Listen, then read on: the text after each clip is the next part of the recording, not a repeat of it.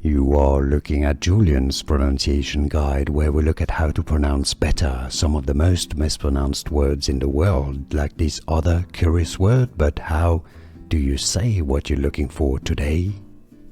Let's learn once and for all how to pronounce the name of this spice. I know too many people get it wrong, so let's break it down, the British English and American English pronunciation. If you want to learn food names that are confusing, stay tuned, I've got more for you. 3 syllables. Cardamom, that's British English pronunciation here. Carda, not carda, cardamom. Cardamom. Stress on the first syllable. American English pronunciation is similar, it's just the R is pronounced differently as cardamom.